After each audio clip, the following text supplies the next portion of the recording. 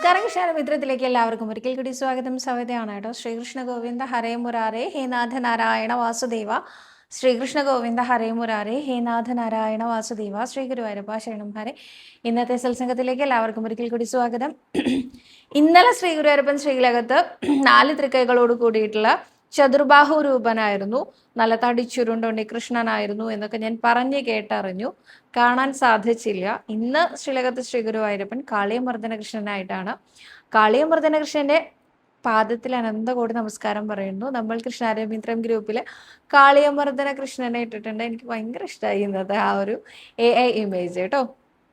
നോക്കി നോക്കൂ നിങ്ങൾ ഓരോരുത്തരും. നല്ല രസമുണ്ട് ഇന്ന് ഉണ്ണികൃഷ്ണന്റെ ഭാവം കാണാൻ. ആ ഉണ്ണികൃഷ്ണന്റെ പാദത്തിൽ അനന്തകോടി നമസ്കാരം പറയുന്നു. അപ്പം കൃഷ്ണപാദമനുഷ്യം ഹൃദി ഭാവയാമി, ഹരികൃഷ്ണപാദമനുഷ്യം ഹൃദി ഭാവയാമി. അപ്പൊ ഇന്നത്തെ ചോദ്യത്തിലേക്ക് പോവാം അല്ലെ. സവിത, എൻ്റെ മോന് ഗവൺമെന്റ് ജോലി ലഭിക്കാൻ, നല്ലൊരു ജോലി ലഭിക്കാൻ എന്ത് വഴിപാടാണ് ചെയ്യേണ്ടത് എന്നൊന്ന് പറഞ്ഞു തരുമോ? എന്തായാലും ഒരു മറുപടി പെട്ടെന്ന് തരണേ. വളരെ വിഷമത്തിലാണ് ഞാൻ. മോൻ്റെ ഒപ്പമുള്ളവർക്ക് എല്ലാവർക്കും ജോലിയായി, ഒരു സമാധാനവും ഇല്ല. ഇതിനൊന്ന് മറുപടി തരൂ എന്നാണ് ലൂമിനാറി എന്ന ഐഡിയിൽ നിന്ന് ചോദിച്ചിരിക്കുന്നത്. ചേച്ചിയുടെ പേര് എനിക്കറിയില്ല. ഞാൻ ഇതിനു മുമ്പും ചോദിച്ചിട്ടുണ്ടായിരുന്നു, പക്ഷെ പേര് പറഞ്ഞിട്ടില്ല കേട്ടോ. ഒട്ടും പരിഭ്രമിക്കേണ്ട. ശ്രീ ഗുരുവായൂരപ്പൻ തരുമ്പോൾ ഏറ്റവും നല്ലത് മാത്രമേ തരുള്ളൂ. അപ്പോൾ ആ നല്ലതിനായിട്ട് കാത്തിരിക്കുക എന്നെ വേണ്ടി വരും. എല്ലാവർക്കും കിട്ടി, എൻ്റെ മോന് മാത്രം കിട്ടിയില്ല എന്നുള്ള ചിന്തയൊന്നും വേണ്ട കേട്ടോ. ശ്രീ ഗുരുവായൂരപ്പൻ ഏറ്റിട്ടുണ്ട്, എന്തായാലും നേരേക്ക് തരും. നാരായണീയത്തിലെ 82ാമത്തെ ദശകം ചൊല്ലി നമസ്കരിക്കൂ. ഒപ്പം അഹസ് വഴിപാട് ഷീട്ടാക്കിക്കോളൂ. ജോലി കിട്ടിയതിന് ശേഷമാണോ ഷീട്ടാക്കേണ്ടത് എന്ന പതിവ് ചോദ്യം ആവർത്തിക്കാതിരിക്കൂ. വിശ്വാസമുണ്ടെങ്കിൽ നാളെ തന്നെ ഷീട്ടാക്കിക്കോളൂ. നിങ്ങളുടെ വിശ്വാസത്തിനനുസരിച്ച് ഷീട്ടാക്കും കേട്ടോ. ഒരു വ്യാപാരവും നമ്മുടെ ഉണ്ണികൃഷ്ണനോട് പറയണ്ട എന്ന് തന്നെയാണ് എനിക്ക് പറയാനുള്ളത്. നിങ്ങൾക്ക് ഇന്നത് തന്നാൽ ഇന്നത് തരാം, ഇന്നത് കിട്ടിയാൽ ഇന്നത് തരാം എന്നൊന്നും പറയണ്ട. സമയവും സാഹചര്യവും അനുവദിക്കുന്നുണ്ട് എങ്കിൽ, സാമ്പത്തിക നില അനുവദിക്കുന്നുണ്ട് എങ്കിൽ എത്രയും പെട്ടെന്ന് നിങ്ങൾ നേരുന്ന ഓരോ വഴിപാടും ചെയ്യാൻ ശ്രമിക്കൂ കേട്ടോ. അടുത്തതായിട്ട് അതുൽ പി നാഥ് എന്ന ഭക്തനാണ് ചോദിച്ചിരിക്കുന്നത്. ചേച്ചി, ഞാൻ മുമ്പ് ചോദിച്ചിരുന്നു, ചേച്ചി എല്ലാ വീഡിയോസിന്റെ തുടക്കത്തിലും കൃഷ്ണപാദമനിശം ഹൃദി ഭാവയാമി എന്ന് പറയുന്നുണ്ടല്ലോ, അതിൽ അനിശം എന്ന വാക്കിന്റെ മീനിങ് എന്താണ്? അതിൽ തോട്ടം കൃഷ്ണൻ നമ്പൂതിരിയെ അല്ലേ കൃഷ്ണൻ എന്നതുകൊണ്ട് ഉദ്ദേശിച്ചത് എന്നാണ് ചോദിച്ചിരിക്കുന്നത്. അനിശം എന്ന വാക്കിന്റെ അർത്ഥം എപ്പോഴും എന്നാണ് കേട്ടോ. കൃഷ്ണപാദമനിശം ഹൃദി ഭാവയാമി എന്ന് പറഞ്ഞാൽ ഭഗവാന്റെ പാദം എന്ന രീതിയിൽ അനുസ്മരിക്കാം. ആ പാതാരവിന്ദങ്ങൾ എപ്പോഴും എൻ്റെ മനസ്സിൽ തെളിയണമേ എന്ന അർത്ഥമാണ്. ഇതില് ഞാൻ ആചാര്യനെ തന്നെയാണ് ഉദ്ദേശിച്ചത്. ബ്രഹ്മശ്രീ തോട്ടം കൃഷ്ണൻ നമ്പൂതിരി, അദ്ദേഹത്തിനെയാണ് ആചാര്യ സ്ഥാനത്ത് കണ്ടിരിക്കുന്നത്. അദ്ദേഹത്തിനെയാണ് ഉദ്ദേശിച്ചത് കൃഷ്ണപാദമനിശം ഹൃദി ഭാവയാമി എന്ന്. ഒപ്പം ഹരികൃഷ്ണപാദമനിശം ഹൃദി ഭാവയാമി എന്നുകൂടി പറയാറുണ്ട്. അദ്ദേഹത്തിൻ്റെ മകനാണ് ഇപ്പോൾ നാരായണീയത്തിലെ എൻ്റെ ആചാര്യനായിട്ട്. അദ്ദേഹത്തെ ലഭിക്കാനുള്ളൊരു വലിയ ഭാഗ്യം ഉണ്ടായി എന്ന് പറയാം. അപ്പോൾ എന്തെങ്കിലുമൊക്കെ സംശയം വന്നാൽ ചോദിക്കാൻ ഒരു ഗുരു ഉണ്ടാവുന്നത് എപ്പോഴും നല്ലതല്ലേ. അപ്പോൾ അദ്ദേഹത്തിൻ്റെ പാദത്തിലും കൂടി തൊഴുതതിന് ശേഷമാണ് ഓരോ എപ്പിസോഡും ഞാൻ തുടങ്ങാറുള്ളത് കേട്ടോ. കൃഷ്ണപാദമനിശം ഹൃദി ഭാവയാമി, ഹരികൃഷ്ണപാദമനിശം ഹൃദി ഭാവയാമി എന്ന് പറയാറുള്ളത് അതുകൊണ്ടാണ്. അടുത്തതായിട്ട് ലീലാ സോമൻ എന്ന ഭക്തയാണ് പറഞ്ഞിരിക്കുന്നത്. സവിത, വീട്ടിൽ സന്ധ്യയ്ക്ക് വിളക്ക് വയ്ക്കുന്ന സമയത്ത് ഹസ്ബൻഡിന്റെ അച്ഛൻ പോയി കിടക്കും.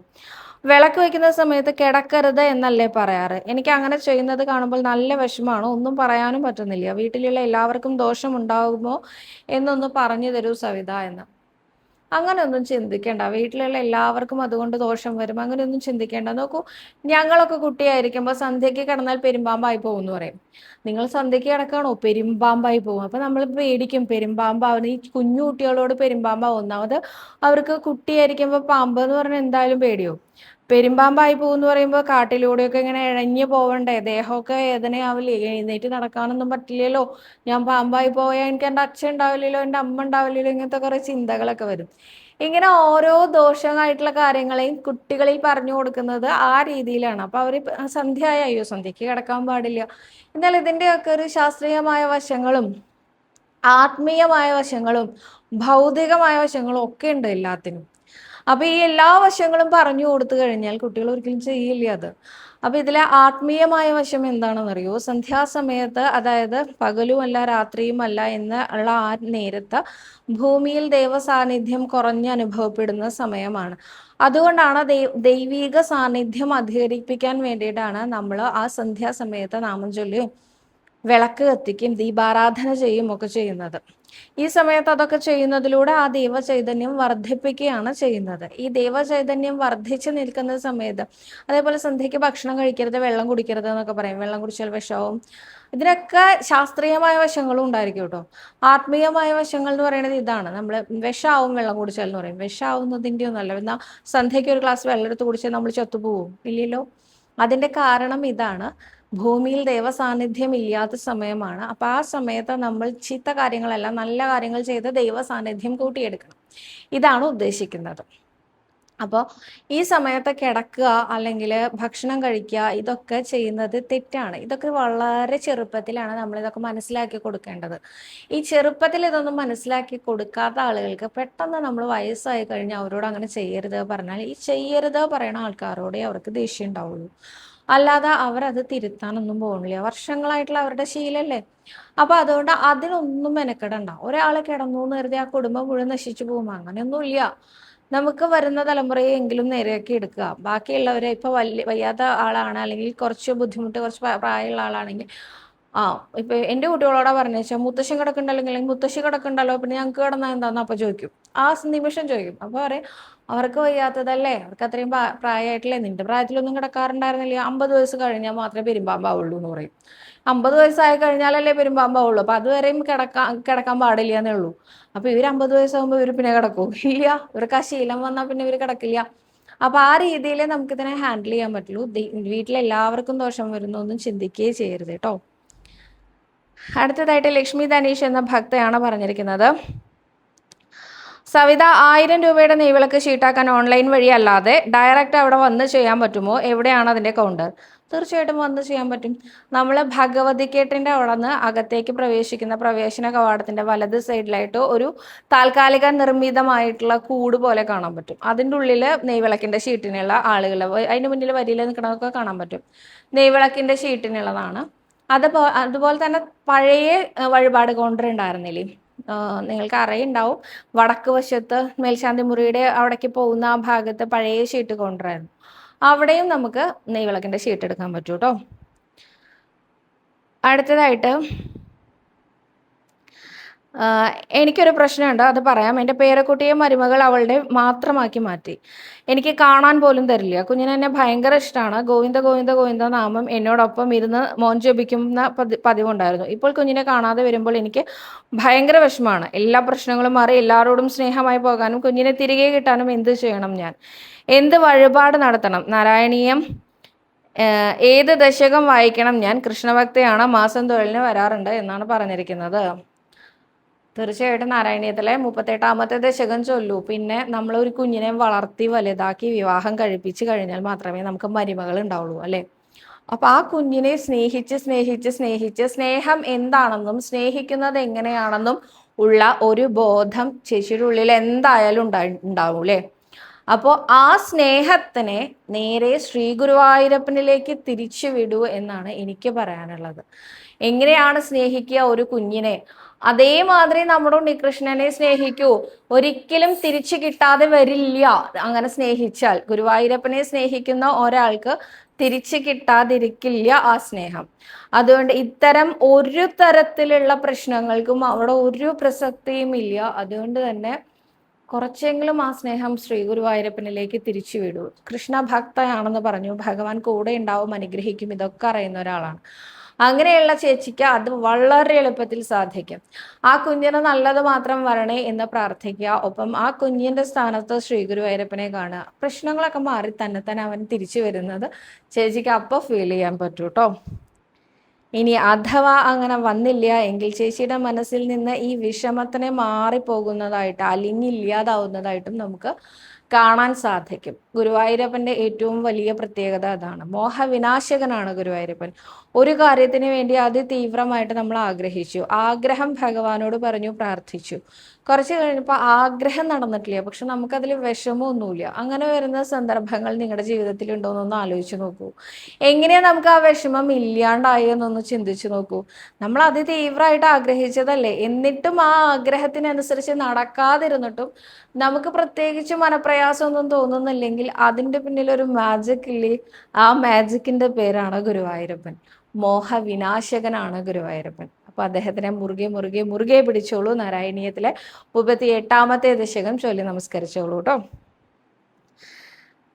അടുത്തതായിട്ട് ആർത്തി എന്ന ഐഡിയിൽ നിന്നാണ്.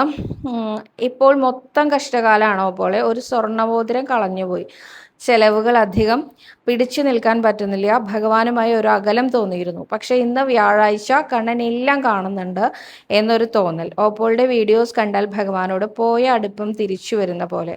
ആ മോതിരം കിട്ടാനൊന്ന് പ്രാർത്ഥിക്കുമോ? എത്ര കഷ്ടപ്പെട്ട് വാങ്ങിയതാണ്. ആരതി, തീർച്ചയായിട്ടും ഞാൻ പ്രാർത്ഥിക്കാം മോതിരം കിട്ടാൻ. മോതിരം കിട്ടിയാൽ ഭഗവാൻ എന്തെങ്കിലും കൊടുക്കാൻ നേർന്നോളൂ, മോതിരം തിരിച്ചു കിട്ടുകയും ചെയ്യും. ഇനി ഒരു കാര്യം പറയട്ടെ, ഏതോ ഒരു സമയത്തോ ഒരു മോതിരം കളഞ്ഞു പോയാൽ തിരിച്ചെടുത്ത് കൊണ്ടുവന്ന് തരും എന്ന് കരുതി മാത്രം സ്നേഹിച്ചതാണോ ശ്രീ ഗുരുവായൂരപ്പനെ? അല്ലല്ലോ. ജീവിതത്തിൽ എപ്പോഴും ഉടനീളം ഭഗവാൻ വേണം എന്ന് നമ്മൾ ആഗ്രഹിക്കുന്നില്ലേ? ഒരു കഷ്ടകാലം വരുമ്പോഴേക്കും നമ്മൾ മനസ്സുകൊണ്ട് ഗുരുവായൂരപ്പനോട് ഒരിക്കലും അകന്നു പോകരുത്. ഈ കഷ്ടകാലം നമ്മളെ തരണം ചെയ്യാനായിട്ട് നമുക്ക് ഒരു പുഴ കടക്കുമ്പോൾ നമുക്ക് എന്ത് വേണം? ഒന്നിലോ ഒരു വഞ്ചി വേണം, അല്ലെങ്കിൽ അതിന് അനുസരിച്ചൊരു ചങ്ങാടമെങ്കിലും നമുക്ക് വേണം, പാലം വേണം, വാഹനം വേണം, അങ്ങനെ എന്തെങ്കിലുമൊക്കെ നമുക്ക് വേണം ഒരു പുഴ കടക്കണമെങ്കിൽ. ഇനി ഇതൊന്നുമില്ലെങ്കിൽ എന്താ ചെയ്യുക? നമ്മൾ പുഴ കടന്നേ പറ്റൂ എന്ന സിറ്റുവേഷൻ ആണെങ്കിൽ അതിലേക്ക് എടുത്തു ചാടും. അതിൻ്റെ ആഴത്തിൽ നമ്മൾ മുങ്ങിപ്പോകും. പലപ്പോഴും നമുക്ക് പിടുത്തം കിട്ടാതെ ഒഴുകിപ്പോകും. നമ്മൾ ചെന്ന് കയറേണ്ട കരയിൽ നിന്ന് ഒരുപാട് ദൂരെ മാറിയിട്ടായിരിക്കാം നമുക്ക് ചിലപ്പോൾ കയറി അപ്പുറത്തേക്ക് എത്താൻ പറ്റുന്നത്, അല്ലെ? അതിന് പകരം അവിടെ ഒരു വഞ്ചിയോ അല്ലെങ്കിൽ ചങ്ങാടമോ അല്ലെങ്കിൽ ഒരു പാലമോ ഉണ്ടെങ്കിലോ കറക്റ്റ് നമ്മൾ ഉദ്ദേശിക്കുന്ന ഡെസ്റ്റിനേഷനിലേക്ക് നമുക്ക് എത്തിച്ചേരാൻ സാധിക്കും. ഇതുപോലെയാണ് ശ്രീ ഗുരുവായൂരപ്പനെ ആശ്രയിക്കേണ്ടത്. നമ്മൾ ഈ സംസാരമാകുന്ന ഈ ഒരു ജീവിതമാകുന്ന പുഴയെ കടക്കാനാണ് നമ്മൾ ശ്രമിക്കുന്നത്. ആ പുഴ കടക്കുമ്പോൾ നമുക്ക് ചിലപ്പോൾ നമ്മൾ ആ പുഴയുടെ തീരത്തെത്തുന്ന സമയത്ത് അവിടെ വഞ്ചി ഉണ്ടാവില്ല, തുഴയാൻ തോണിക്കാരൻ ഉണ്ടായിരിക്കില്ല, അതല്ലെങ്കിൽ ഒരു ചങ്ങാടം കിട്ടിയെന്ന് വരില്ല, അതല്ലെങ്കിൽ ഓവർ ബ്രിഡ്ജ് ഉണ്ടായിരിക്കില്ല. ഇതിലെ ഏതില്ലെങ്കിലും നമുക്ക് മറ്റൊരു വഴിയിലൂടെ സഞ്ചരിച്ച് അതിനപ്പുറത്തേക്ക് എത്തിക്കാനുള്ള ഒരു ശക്തിയില്ലേ? ആ ശക്തിയാണ് ഗുരുവായൂരപ്പൻ. അതിൻ്റെ ഇടയിൽ നമുക്ക് അനേകം പ്രശ്നങ്ങൾ വന്നേക്കാം. ഒരു പ്രശ്നം വരുമ്പോഴേക്കും തിരിഞ്ഞ് നടക്കാൻ പാടില്ല എന്ന് തന്നെയാണ് ഞാൻ പറയുക. കാരണം നമ്മൾ മനുഷ്യരല്ലേ. നമ്മളെ മനുഷ്യരെ വെച്ച് ഉദാഹരിക്കുകയാണെങ്കിൽ ഞാനും എൻ്റെ ആത്മാർത്ഥ സുഹൃത്തും ഞങ്ങൾ വളരെ വർഷക്കാലമായിട്ട് ഉറ്റ ചങ്ങാതിമാരാണ്. ഇതിനിടയ്ക്ക് ഒരു ഒറ്റ തവണ മാത്രം ഞങ്ങൾ തമ്മിൽ ചെറിയ വഴക്കുണ്ടായി. ഈ വഴക്കുണ്ടാകുന്നതിൻ്റെ മെയിൻ കാരണം എൻ്റെ ചങ്ങാതിയാണ്, ഞാനല്ല, എൻ്റെ ചങ്ങാതിയാണ്. എൻ്റെ ചങ്ങാതി എന്നോട് എന്തോ ഒരു ദേഷ്യം കാണിക്കുന്നു, അല്ലെങ്കിൽ എന്നോടൊരു അകൽച്ച കാണിക്കുന്നു. ഇതാണ് കാരണം. അപ്പം ഞാൻ എൻ്റെ ചങ്ങാതിയോട് മിണ്ടാതിരിക്കുകയാണ്. അവൻ അകൽച്ചയാണെങ്കിൽ എനിക്കും അകൽച്ചയാണ്, അല്ലെങ്കിൽ അവൾക്ക് അകൽച്ചയാണെങ്കിൽ എനിക്കും അകൽച്ചയാണ്. ഇങ്ങനെ അകന്നിരിക്കുകയാണ് വിചാരിക്കുക. അത് കുറച്ച് ദിവസം കഴിഞ്ഞ അവൻ എന്നോട് വന്ന് പറയാണ്, എനിക്ക് തെറ്റുപറ്റിയതാണ്, ഞാൻ അത്രയൊന്നും ചിന്തിച്ചില്ല, തനിക്കത് വിഷമമാവുമെന്ന് ഞാൻ വിചാരിച്ചില്ല, അല്ലെങ്കിൽ തന്നോട് അകൽച്ച കാണിച്ചത് പോലും എൻ്റെ മനസ്സിലുണ്ടായിരുന്നില്ല. എൻ്റെ മനസ്സിലെപ്പോഴും താൻ എൻ്റെ ഉള്ളിലാണ്. അപ്പൊ എനിക്ക് തന്നോട് അകൽച്ചയൊന്നുമില്ല എന്ന് പറഞ്ഞാൽ നമ്മൾ എന്താ ചെയ്യുക? നമ്മളത് വിട്ടുകളയോ അതോ എനിക്കിനി ഈ ഒരു ഫ്രണ്ട്ഷിപ്പ് വേണ്ട എന്ന് പറഞ്ഞ് മുന്നോട്ട് പോവോ? രണ്ടും ചെയ്യില്ല. നമ്മളെപ്പോഴും ആ ഒരു ഫ്രണ്ടിനെ നമ്മൾ ചേർത്ത് പിടിക്കും. അയ്യോ എനിക്ക് വേണം, എൻ്റെ ഫ്രണ്ടല്ലേ, എൻ്റെ സ്വന്തം അല്ലേ, എനിക്ക് വേണം എന്ന് പറയില്ലേ? ഇതേമാതിരി ഗുരുവായൂരപ്പൻ നമ്മൾ അനുഗ്രഹിക്കാൻ കുറച്ച് വൈകിയെങ്കിൽ വ്യക്തമായ കാരണമുണ്ട്. അല്ലാതെ നമ്മളോട് മുഖം തിരിഞ്ഞു നിൽക്കുന്നത് കൊണ്ടൊന്നുമല്ല. നമ്മുടെ പ്രാർത്ഥന കേട്ടില്ല. ഞാനേ ഇപ്പോൾ ആരതിയുടെ പ്രാർത്ഥന കേൾക്കാൻ എനിക്ക് സമയമില്ല, ഞാൻ സവിതയുടെ എന്തോ ഒരു കാര്യം കേട്ടോണ്ടിരിക്കുക, അങ്ങനെ പറയുന്ന ആളാണോ ഗുരുവായൂരപ്പൻ? അല്ലല്ലോ. നമ്മുടെ ഓരോ പ്രാർത്ഥനകളും ഭഗവാൻ കേൾക്കുന്നുണ്ട്. നമുക്കുള്ള അനുഗ്രഹം നേരം വൈകി വൈകി പോകുന്നുണ്ട് എങ്കിൽ അത് നമുക്കുള്ള സമയം ആയിട്ടില്ല എന്നുള്ളത് കൊണ്ടാണ്. അതുകൊണ്ട് തന്നെ കാത്തിരിക്കുക, ഒരിക്കലും ഒരു വിമുഖത കാണിക്കരുത്.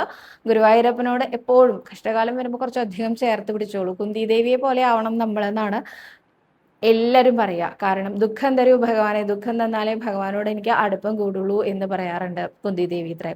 എപ്പോഴും ആ അമ്മയ്ക്ക് ഉള്ളിലൂടെ ആദിയാണ്. 6 മക്കളെ കുറിച്ച് ഓർത്തും ആദിയാണ്. ഏത് മകനാണ് ഇഷ്ടപ്പെടുക എന്ന് അറിയില്ല. ഇത്രയും ആദി പിടിച്ച് ജീവിക്കേണ്ട അവസ്ഥയാണ്.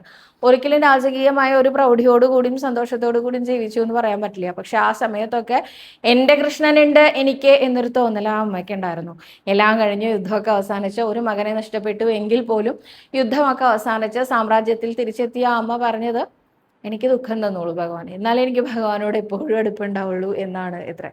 അപ്പോൾ അതുപോലെ ആയിരിക്കണം നമ്മൾ എപ്പോഴും ഭഗവാനെ വിളിക്കാൻ. നമുക്ക് എന്തെങ്കിലും ചെറിയ അലോസരങ്ങളൊക്കെ ഉണ്ടായിക്കോട്ടേന്നേ, എന്നാലല്ലേ നമ്മൾ എപ്പോഴും ഭഗവാനെ ഇങ്ങനെ മുറുക്കി മുറുക്കി പിടിക്കുള്ളൂ. മുറുക്കി മുറുക്കി പിടിക്കണം ഭഗവാനെ എന്ത് പ്രശ്നം വന്നാലും എന്നുള്ളത് ഒരപേക്ഷയാണ് കേട്ടോ. അടുത്തതായിട്ട് ഇന്ദു ഉണ്ണി എന്ന ഭക്ത വെച്ചിട്ടുണ്ട്, ചേച്ചി നിർമ്മാലയം തൊഴാൻ വരുമ്പോൾ എപ്പോഴാണ് വരിയിൽ നിൽക്കേണ്ടത് എന്നൊന്ന് പറഞ്ഞു തരുമോ? അത് ഡിപ്പെൻസ് എന്ന് മാത്രമേ എനിക്ക് പറയാൻ പറ്റുള്ളൂ. കൃത്യമായ സമയം ഗുരുവായൂർ അമ്പലത്തിലെ നിർമ്മാല്യ ദർശനത്തിന് രാത്രി 7:30 മണിക്ക് വരിയിൽ നിൽക്കണം, ഇങ്ങനെ എനിക്ക് പറയാൻ പറ്റില്ല. രാത്രി 9 മണിക്ക് വരിയിൽ നിൽക്കണം, ഇങ്ങനെയും എനിക്ക് പറയാൻ പറ്റില്ല. കാരണം ഇതിന് കൃത്യമായൊരു കണക്കില്ല. വളരെ തിരക്ക് കൂടിയ ദിവസമാണെങ്കിൽ നിർമ്മാല്യ ദർശനത്തിന് എന്ന് പറഞ്ഞ് വളരെ നേരത്തെ തന്നെ തലേ ദിവസത്തെ ദീപാരാധനയ്ക്ക് ശേഷം തന്നെ അവിടെ ക്യൂ സംവിധാനം തുടങ്ങിയിട്ടുണ്ടായിരിക്കും. എന്നാൽ അധികം തിരക്കൊന്നുമില്ലാത്ത സമയങ്ങളാണെങ്കിൽ അങ്ങനെയുള്ള സന്ദർഭങ്ങളിൽ രാത്രി 10 മണിയൊക്കെ ആയിട്ടാണ് വരി തുടങ്ങാറുള്ളൂ കേട്ടോ. ഏത് സമയം എന്ന് കൃത്യമായിട്ട് നമുക്ക് കണക്കാക്കാൻ പറ്റില്ല. തെക്കേ നടയിലാണ് നമ്മൾ വരിയിൽ നിൽക്കാനായിട്ട് ചെല്ലേണ്ടത്. അവിടെയുള്ള ഏതെങ്കിലും ഒരു സെക്യൂരിറ്റി ഓഫീസറോട് ചോദിച്ചു കഴിഞ്ഞാൽ നിർമ്മാല്യത്തിന്റെ വരി നമുക്ക് കാണിച്ചു തരൂ കേട്ടോ. അപ്പോൾ ഇന്ന് അത്രയും ചോദ്യങ്ങളേയുള്ളൂ. കൂടുതൽ ചോദ്യങ്ങളും കൂടുതൽ ഉത്തരങ്ങളും ഒക്കെ ആയിട്ട് കൂടുതൽ വിശേഷങ്ങളുമായിട്ട് അടുത്ത ദിവസം വീഡിയോയിൽ കാണാമെന്ന് വിചാരിക്കുന്നു. കുറേ പേര് എന്നോട് പറഞ്ഞിട്ടുണ്ട്, കുറേ കാലമായിട്ട് ഗുരുവായൂരപ്പൻ്റെ ഒരു കഥയും പറയുന്നില്ല, പുതിയ കഥകളും കൊണ്ടുവരൂ, കഥ കേൾക്കാൻ കാത്തിരിക്കുകയാണെന്ന്. കാത്തിരിക്കുന്നവരെ നിരാശപ്പെടുത്താതെ അടുത്ത ദിവസത്തെ വീഡിയോയുമായി വരാൻ സാധിക്കട്ടെ എന്ന പ്രാർത്ഥനയോടെ സർവരോഗ വിനാശന, സർവപാപ വിനാശന, സർവദുഃഖ വിനാശന, സർവസൗഖ്യപ്രദായക ശ്രീ ഗുരുവായൂരപ്പ ശരണം.